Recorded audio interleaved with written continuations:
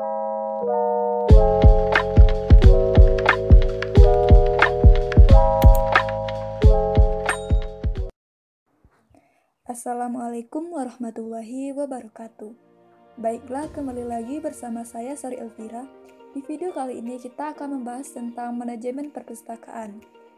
Yang pertama, pengertian manajemen perpustakaan.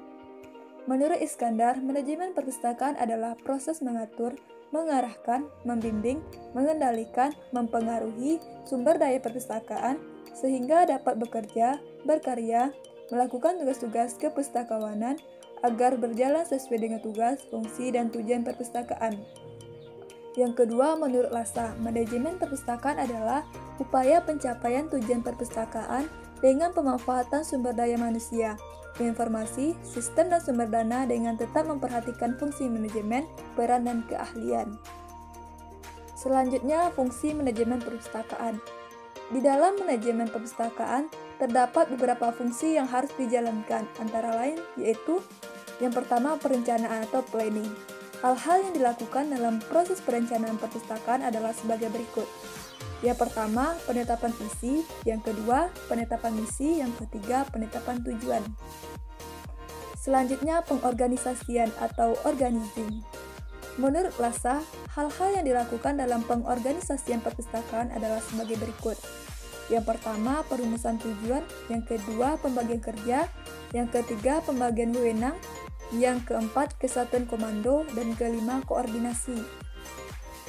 Selanjutnya, penggerakan atau actuating, di mana penggerakan merupakan tanggung jawab pimpinan perpustakaan, dan peran seorang pemimpin diperlukan dalam mendorong staf yang dipimpinnya. Yang keempat, pengawasan atau controlling, di mana pelaksanaan tugas, kekuasaan, dan tanggung jawab dalam perpustakaan perlu adanya pengawasan, yang pada umumnya merupakan coercion atau compelling, artinya proses yang bersifat memaksa agar kegiatan pelaksanaan dapat disesuaikan dengan rencana. Selanjutnya, evaluasi. Evaluasi atau evaluating, di mana ada beberapa hal yang perlu dievaluasi dalam perpustakaan, antara lain yaitu sebagai berikut. Yang pertama, evaluasi koleksi, meliputi bagaimana cara koleksi dipilih, diolah, diorganisasikan, dan dilayankan kepada para pemustaka atau pengunjung. Yang kedua, evaluasi ruangan dan perlengkapan. Yang ketiga, evaluasi pelayanan perpustakaan, meliputi pelayanan peminjaman koleksi, pelayanan referensi dan informasi, pelayanan bimbingan kepada pembaca, dan pelayanan jam buka perpustakaan. Selanjutnya, pengelolaan manajemen perpustakaan. Menurut Bafaldo, aspek-aspek yang perlu diperhatikan dalam melakukan pengelolaan manajemen perpustakaan dengan baik adalah sebagai berikut. Yang pertama, pengelolaan koleksi bahan pustaka, di mana kegiatan yang berkenaan dengan koleksi bahan pustaka tiba di perpustakaan, sampai tersusun di rak dan siap dipergunakan oleh murid dan guru. Pengelola perpustakaan mengadakan koleksi bahan pustaka sesuai dengan dana yang ada. Selanjutnya, inventarisasi dan klasifikasi. Inventarisasi adalah pencatatan koleksi bahan pustaka sebagai bukti bahwa pustaka tersebut sudah menjadi hak milik perpustakaan.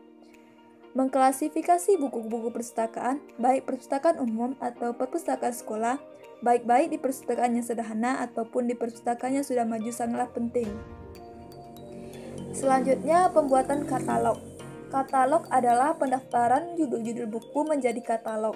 Penyusunan judul-judul buku atau kepustakaan dalam daftar. Daftar ini disusun sedemikian rupa sehingga orang dapat dengan cepat dan mudah menemukan buku yang dicari. Selanjutnya, pemeliharaan dan pembinaan koleksi perpustakaan. Pemeliharaan ialah kegiatan atau tindakan melindungi koleksi, perabot, dan perlengkapan perpustakaan dari bahaya kemusnahan. Koleksi perpustakaan sekolah adalah kumpulan sumber informasi dalam berbagai bentuk yang telah dipilih sesuai dengan tujuan program pendidikan. Selanjutnya, sirkulasi bahan pustaka. Kegiatan pencatatan pada peminjaman bahan pustaka harus diadakan pencatatan atau registrasi dari anggota perpustakaan.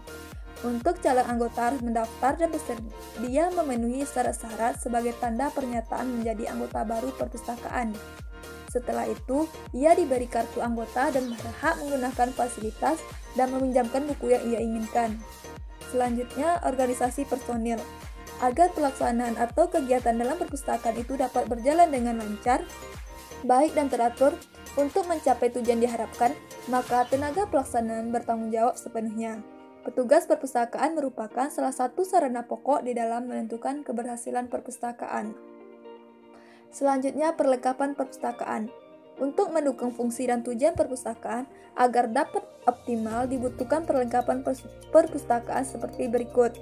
Pertama, buku inventaris koleksi buku, buku inventaris koleksi bahan buku, kartu inventaris surat kabar, kartu inventaris majalah, cap inventaris, cap perpustakaan, dan lain sebagainya. Selanjutnya, administrasi perpustakaan. Kegiatan administrasi perpustakaan adalah kegiatan pencatatan buku ke dalam buku induk perpustakaan sampai buku tersebut siap dipinjam. Dalam hal ini pun, kegiatan administrasi perpustakaan merupakan kegiatan administrasi dalam arti ketatausahaan. Kegiatan ini meliputi menghimpun, mengelola, mengadakan, mengirim, dan menyimpan. Selanjutnya, pelayanan manajemen perpustakaan. Menurut Prastowo, kriteria-kriteria pelayanan berkualitas antara lain sebagai berikut. Yang pertama, kesederhanaan. Yang kedua, reliabilitas. Yang ketiga, tanggung jawab. Yang keempat, kecakapan. Dan yang kelima, pendekatan dan kemudahan. Yang keenam, keramahan. Yang ketujuh, keterbukaan. Yang kedelapan, komunikasi. Dan yang kesembilan, kredibilitas. Dan yang terakhir, kejelasan dan kepastian. Selanjutnya, pengkodean buku. DW membagi menjadi 10 golongan utama dalam pengkodean buku. Yang pertama, 000 sampai 099 yaitu karya umum, 100 sampai 199 yaitu filsafat, 300 sampai 399 ilmu sosial, 400 sampai 399 bahasa, 500 sampai 599 ilmu murni, 600 sampai 699 pengetahuan praktis, 700 sampai 799 kesenian dan hiburan, 800 sampai 899 kesusastraan, dan yang 900 sampai 999 yaitu sejarah. Baiklah, demikianlah video saya kali ini, semoga bisa bermanfaat bagi kita semua. Terima kasih. Assalamualaikum warahmatullahi wabarakatuh.